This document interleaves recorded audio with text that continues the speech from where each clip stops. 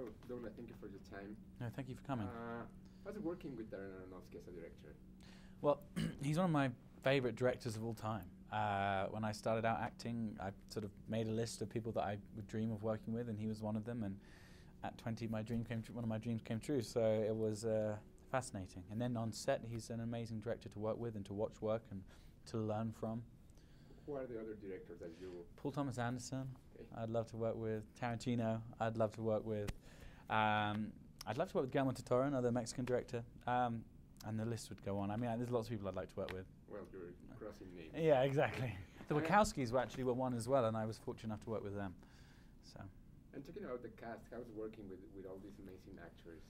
Yeah, it was fantastic, and it was amazing that the film is a big epic movie, and I've worked on films like that before, and but there's something about this one being a huge epic film that's based around family that means you kind of get close to all the actors. So it was kind of a really enjoyable experience in that way, and lots of people had worked together before. You know, Russell had worked with Jennifer, Logan had worked with Russell and Jennifer and Emma. I'd worked with Emma and Ray Winstone. So everyone had sort of done bits together. So it was like one big happy family, and we had a head start when it came to sort of family dynamics and sort of rehearsing all of that and figuring it out. How hard is creating this character that has like a historical weight on the story, but without any references? I always have to I always believe as an actor you have to trust the filmmakers. So I mean, you can read the Bible, but then you've got it's a two-page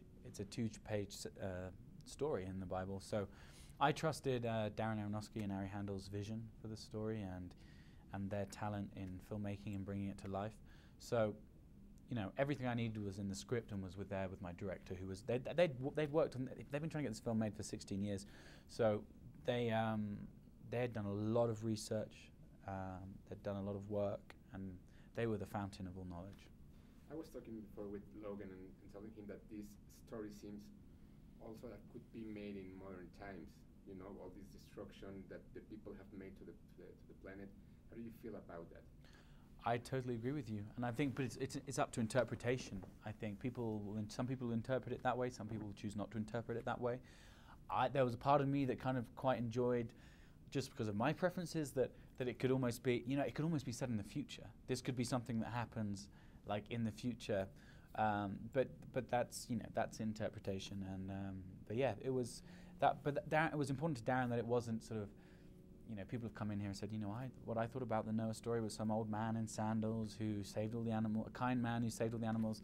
You know, Darren wanted to sort of blow that all out of the water and create something fresh, exciting, vivid, and creative and original.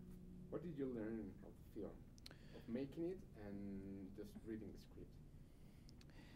I mean, firstly, I learned what it means to have a father that comes to you and says he needs to end civilization on the planet, which isn't an easy thing to sort of go through. So I learned stuff about, you know, the themes and the themes of mercy, hope, and forgiveness. You know, some themes that are important to me in my own life and my own personal circumstances. I also learned a lot from watching Darren work, a lot from watching Russell Crowe work, Jennifer Connelly work, Logan work, Ray work, everyone. I try and learn. You know, I try and learn in life.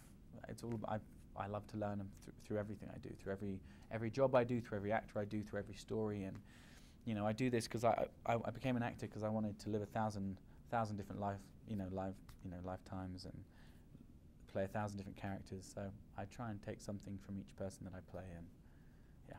What's next for you? So the Wachowskis' Jupiter Ascending is coming out next with Channing Tatum and Mila Kunis and Eddie Redmayne. So that's in July, and then after that I've got Lona Scherfig's Posh, the director Lona Scherfig, who did An Education with Kay Mulligan. So it's a British film about the Bullingdon Club, which was a dining society at Oxford University, where David Cameron, the British Prime Minister, Boris Johnson, the Mayor of London, our Chancellor of the Exchequer, George Osborne, like lots of people, top people in politics, I'm in the royal family, they all were kind of in the member of this club. Only about 10 or 15 people a year would be a member.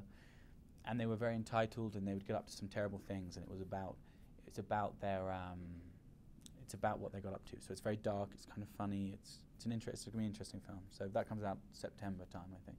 Okay, well, thank you very much for your time. Thank you. Good luck with the Wachowski film, and Thank you so much.